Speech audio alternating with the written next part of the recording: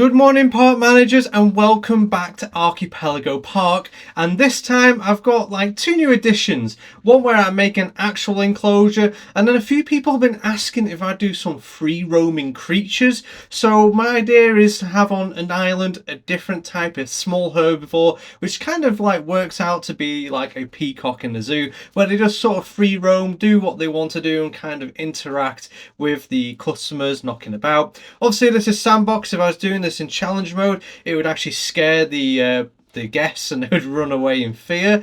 Luckily though, we're in sandbox, so that doesn't matter, and they're not a danger to any of the guests, even with them being so tiny. And as well, I got asked as well to do an Ankylosaurus enclosure with Bumpy in there as well. So I thought, you know what, I'm going to add that. I do love Ankylosaurus, a really interesting creature, a bit of a tank of an animal really, and like dead interesting. So in this part of the corner of the island, I make like a curvy enclosure with obviously the off-show area and the staff area where they have all the like cleaning equipment, all the food, things like this, a place for the keepers to deal with the enclosure. And obviously the off-show area is where I'm going to be putting the food for the Ankylosauruses, and then they'll obviously have the water in their main show area, so then that encourages them to go backwards and forwards. Now my idea behind it was I'm going to build like a little fence around this area, as it's like a somewhat like a food area. So just imagine the keepers just came, put these plants in there, any of these trees they put into the ground, so it's a bit like an enrichment in the sense that they have to work for the food rather than just being handed it on a platter.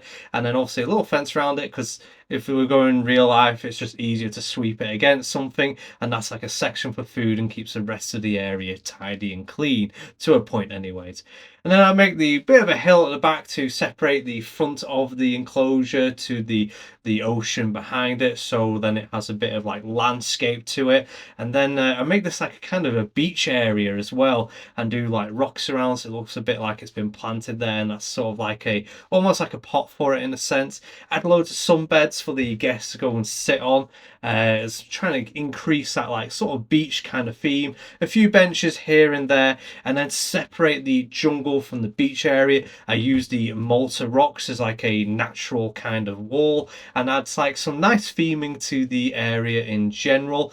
And then just to make it easier for future builds, I do cut the island in half with the invisible barrier, so then that part of the island I don't have animals getting in the way when I'm trying to do my builds. It just makes things a little bit easier for me. And yeah, I really enjoyed the way that this turned out. Like, it's really cute just seeing the Microceratus just walk through people's feet and just walk around. I feel like as well the colours, I went for bright colours like blue and purple, so they do have that kind of like peacock feel to them. And the Ankylosauruses are absolutely ace. Also you've got Bumpy in there, and then the colour I went for was like a blue and brown, so it's not too far off Bumpy, but enough to like obviously tell that there's Bumpy and there's a different one. And yeah, I really enjoyed the look of it. So I've got 3 of those and 1 Bumpy in there, and it's just like, I feel like it's nice. It's not an overpopulated enclosure. I feel like if I did any more in there, it'd just feel like I've squeezed in as much as I possibly could, and I didn't want that feel. I want it to be kind of like loose, like you won't see like 10 elephants in one small enclosure kind of thing. So that's what I was going for here. And as you can see, there's a few shots of the beach area for the guests that I kind of themed it in with, and the water source is the front of the beach for them, so that drags them to the front where the like people can see them easier. I mean, when I was recording, they spent a lot of the time around the food area in the off show, so the guests didn't get to see them that much. But anyways, I hope you've enjoyed this video and it's given you a little inspiration with your builds. If you think there's anything I could have done better with this, let me know in the comments. And if there's something you'd love to see in the next episode of Archipelago Park, it'd be really interesting to see those in the comments, and like this one, I might even add them. But yeah, thank you for watching. Until next time, I'll see you later.